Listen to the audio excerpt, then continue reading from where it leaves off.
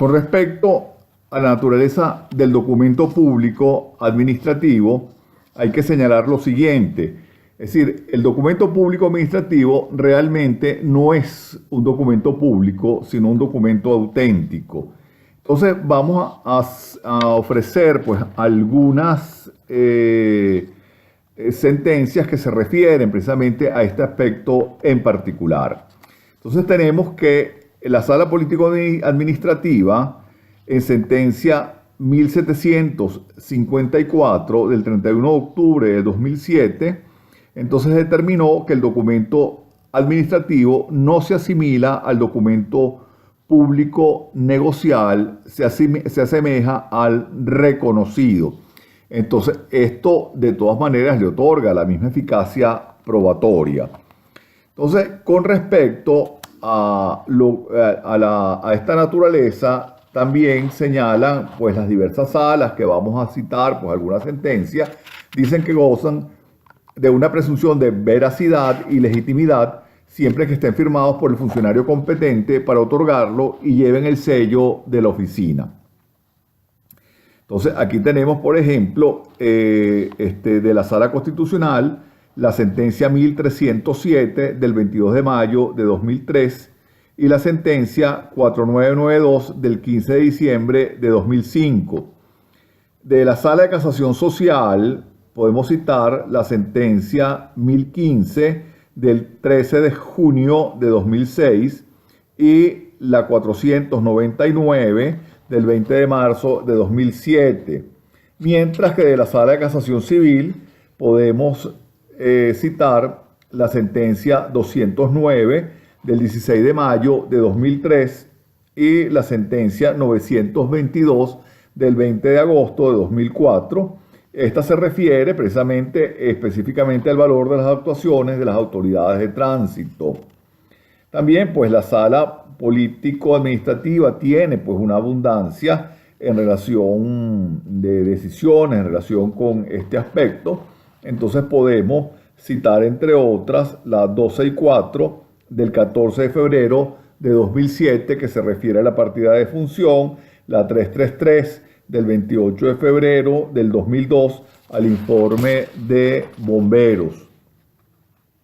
En relación con la fuerza probatoria del documento público administrativo, entonces el mismo Tribunal Supremo en Sala Político-Administrativa, en la sentencia 803 del 4 de junio de 2009, pues entonces se refería pues a la eficacia que tenía como la de un documento reconocido. En relación si son admisibles o no en segunda instancia, tenemos que la Sala Constitucional, en sentencia 1034 del 21 de julio de 2009, acoge la doctrina de la Sala de Casación Civil del Tribunal Supremo de Justicia, sentada en la sentencia 285 del 6 de junio de 2002, que fue ratificada por la sentencia 1244 del 20 de diciembre de 2004, que la Sala de Casación Civil, me refiero, la ratificación, entonces que se pronunció precisamente sobre los aspectos del documento administrativo y su promoción. Bueno, con ello tienen, pues de alguna manera, una serie de decisiones del Tribunal Supremo de Justicia que se refieren al documento público administrativo. En tercer lugar, tenemos el documento público judicial, que son las manifestaciones de voluntad del Poder Judicial. En cuarto lugar, los documentos oficiales, que son los emanados del Estado. Es decir, cuando hablamos de emanados del Estado, esto es fundamentalmente el Ejecutivo. Entonces, por ejemplo, una carta credencial de un embajador que acredite al representante diplomático de Venezuela ante un país, estaríamos hablando de un documento oficial, por ejemplo. Los documentos registrales, entonces, son aquellos que deben ser registrados, estos por mandato de la ley. Entonces aquí vale la pena revisar la lista que aparece en los artículos 1900 20 al 1924 del Código Civil, asimismo el artículo 43 de la Ley del Registro Público y del Notariado.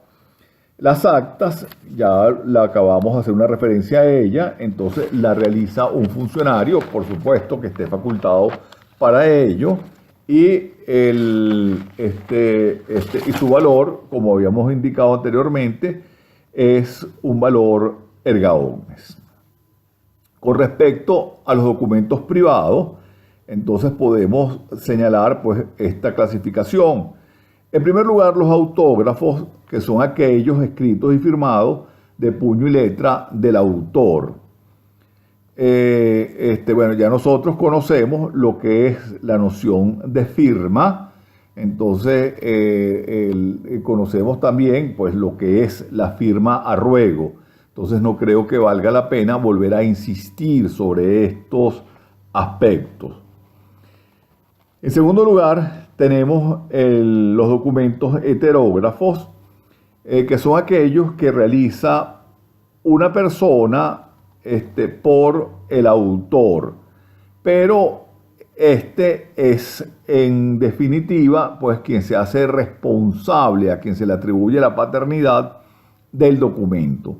Caso típico de esto son los libros de contabilidad, entonces, o un balance donde se hace, pues lo hace normalmente el contador, pero quien asume la responsabilidad no es el contador, salvo la responsabilidad que viene por ley de profesional, sino que la responsabilidad de su contenido, pues que es suministrada por la persona a quien se le está haciendo, pues llevando este libro, haciendo el balance, la asume esta persona. Luego tenemos los documentos electrónicos con los mensajes de datos. Ya vimos en su oportunidad, pues también hicimos referencia a estos documentos. Estos no es que sean documentos distintos, sino que tienen una ley que los regula. Y por supuesto, aquí sí tenemos identificado, tenemos definida lo que es la firma electrónica y la propia ley le concede la misma eficacia probatoria que la del documento escrito.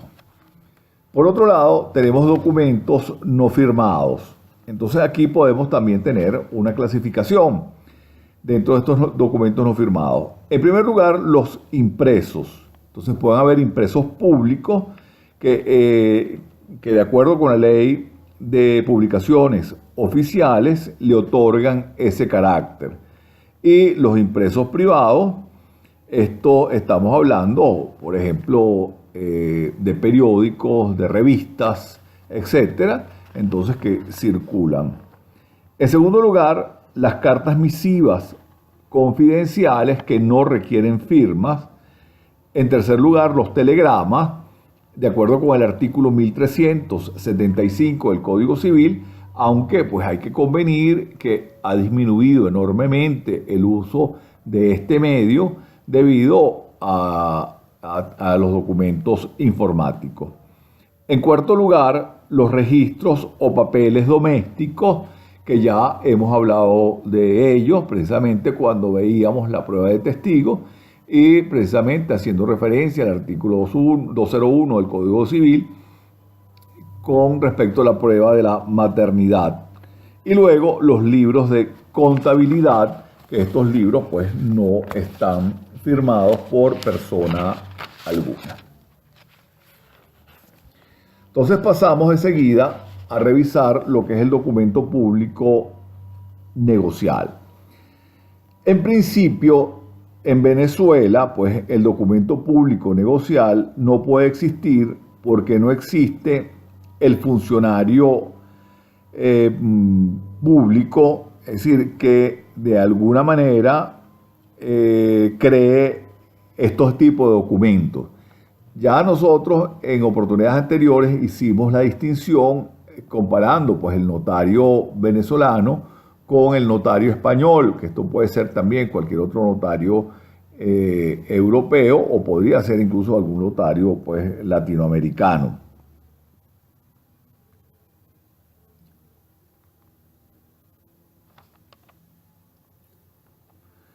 La doctrina venezolana sostiene que el documento público negocial es aquel que inicialmente se otorga ante un registrador.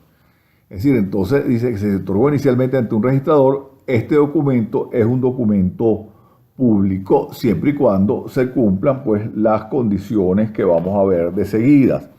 Entonces, la doctrina parte de ese principio porque lo equipara al documento público extranjero, entonces que cumple 4 fases. ¿Cuáles son estas 4 fases? En primer lugar, la evidencia. Es decir, el funcionario ve a las personas, a los otorgantes que están pues presentes precisamente para asumir la autoría del documento. Entonces, y esto los identifica. Entonces, aquí tenemos pues una fase, pues que es la fase de evidencia de identificación a los autores del documento. En segundo lugar, las solemnidades se deja constancia de lo que ocurre.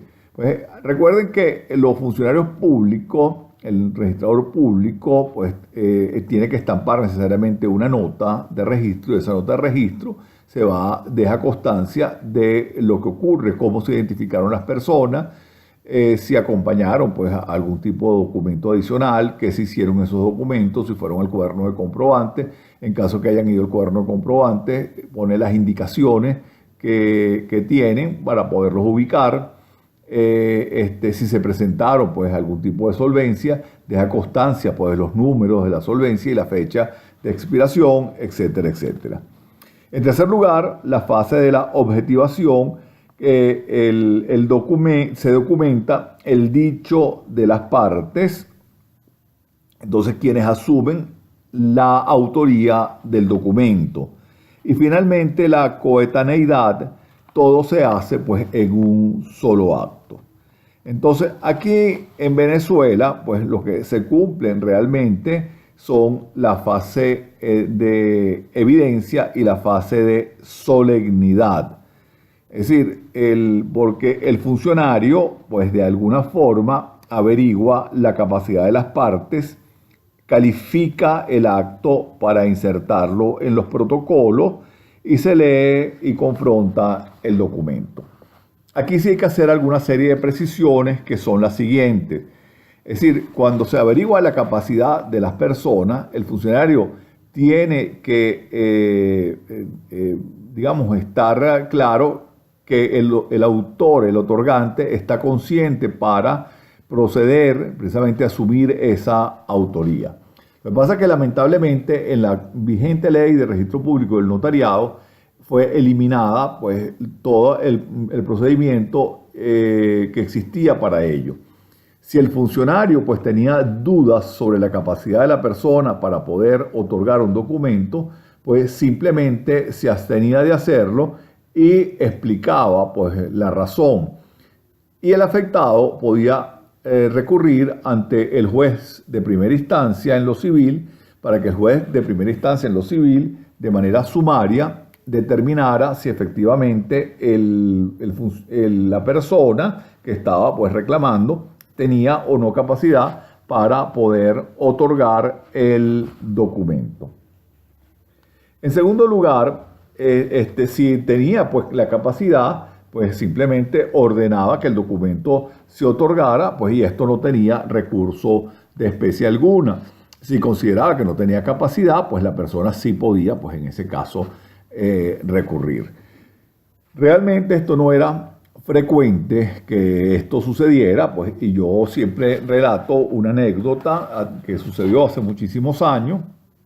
Estaba vigente, por supuesto, la ley de registro público que fue derogada en el año 99. Entonces, mediante se presentó en el registro una persona en absoluto estado de ebriedad y el registrador se rehusó a otorgar el documento, considerando que la persona no estaba en capacidad de otorgar el documento. Por supuesto, aquí estamos hablando de una incapacidad, si se quiere, temporal, porque una vez que le pasara pues ese estado, la persona podía tomar conciencia de efectivamente si estaba de acuerdo o no con otorgar el documento. La ley se refería pues también a otros aspectos cuando el registrador considerara pues que la persona tenía pues por ejemplo una demencia senil o cualquier otra circunstancia y podía pues en ese momento abstenerse. Cuando se señala que califica el acto para insertarlo en un protocolo, pues hay que recordar pues, que ya también lo dijimos cuando comenzamos a revisar la prueba documental sobre la historia del documento en Venezuela, que la primera ley de registro público tenía 14 protocolos. Esto después fue simplificado y se mantuvieron 4 protocolos que la vigente ley no menciona, pero que de todas maneras existen en los registros. Y el registrador tiene que determinar a cuál de los 4 protocolos va a insertar ese documento. Entonces es una forma de intervención en el acto. Por otra parte, también viene una intervención porque si se trata, por ejemplo, de una venta inmobiliaria, el registrador tiene que revisar los linderos del inmueble a ver si estos coinciden o no. En segundo lugar, determinar la titularidad, a ver si quien está realizando la operación de venta, por ejemplo, es realmente el propietario. Entonces, en caso de no coincidir, él puede negarse a otorgar ese documento. Y finalmente, pues cuando se habla de leer y confrontar el documento, esto se hacía, digamos, con mayor puntillosidad cuando eran los documentos manuscritos, porque evidentemente podía haber algún error cuando se transcribían los documentos, porque el original debía transcribirse en 2 protocolos. Hoy en día, con el sistema de fotocopiado, lo que se hace es cotejar de que efectivamente todas las copias estén debidamente compaginadas, de que no falte ninguna, de que tengan pues una secuencia lógica. Entonces eso es el cotejo hoy en día, ya no se leen los documentos como se leían con anterioridad. Entonces esto aquí en Venezuela era considerado requisitos de validez. ¿Okay? Entonces, ¿cuáles son los requisitos de existencia de este documento público negocial? Pues el requisito por excelencia es que el funcionario sea realmente competente para realizar todas esas operaciones. Por supuesto, esto debe estar contenido en la ley. ¿Cuáles son los requisitos de eficacia probatoria? Entonces, que si es necesaria una traducción, la traducción se haya hecho.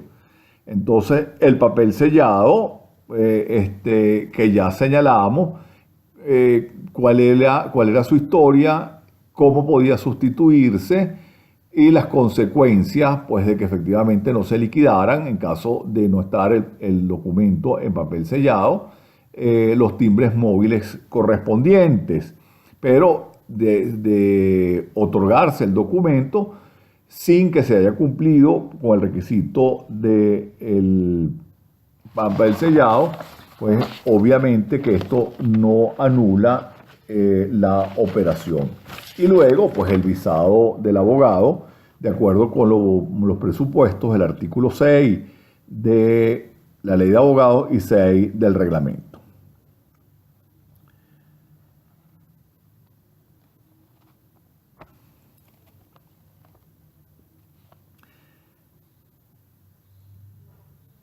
Hay una jurisprudencia del año de 1959 que indicaba que el documento público es aquel que nació público. Entonces, de alguna manera, esta es una tesis que sostienen los profesores Bruder Carías y Cabrera Romero, que ellos se basan en el profesor Rafael Núñez Lago de España. Entonces, precisamente en relación con los requisitos que deben cumplir el documento para que nazca público. Entonces, ese es el que consideran pues, que es el documento público. Entonces, ¿cuál es el valor probatorio del documento público negocial? Entonces, aquí deben leer los artículos 1359 y 1360 del Código Civil. Entonces, pero su valor es erga omnes en cuanto, en primero, a lo que el funcionario declara haber visto y oído o realizado en ejercicio de sus funciones. Es decir, entonces el dicho del funcionario. En segundo lugar, lo que los particulares dicen, no solo en el hecho material de la declaración, sino sobre el negocio. Es decir, que el funcionario pues testifica que comparecieron los autores, dijeron lo que señala el documento, pero que no solamente eso es cierto, sino que hay que creer o se tiene pues como cierta que la veracidad del negocio realizado. ¿Cuál es la estructura del documento público negocial de acuerdo a su valor? En primer lugar, la fecha la fija el funcionario y esto tiene un valor erga omnes. Entonces se ataca por tacha. Ya veremos pues, en otra oportunidad lo que es la tacha. En segundo lugar, la parte dispositiva, que es el dicho de las partes, es el negocio narrado. El valor probatorio es erga omnes. Aquí no interviene el funcionario, es decir, recuerden que esto lo dicen las partes y esto se ataca por simulación. En tercer lugar, la parte enunciativa, recuerden que se divide en directa e indirecta. La directa tiene un valor entre las partes y se discute si se ataca por simulación o por prueba en contrario. Es decir, la mayoría de los autores se inclina por la primera opción, es decir, la simulación. En segundo lugar, la parte enunciativa indirecta, que es el principio de prueba al que hicimos referencia con anterioridad, se ataca por prueba en contrario. En cuarto lugar, el otorgamiento tiene un valor erga omnes porque la fecha es expuesta por la autoridad, es decir, en este caso por el registrador, y se ataca por tacha, pues entonces aquí hay que insistir en que revisen el artículo 1359 del Código Civil. Y finalmente, las enunciaciones extrañas al acto, esto no tienen valor alguno. Muchas gracias.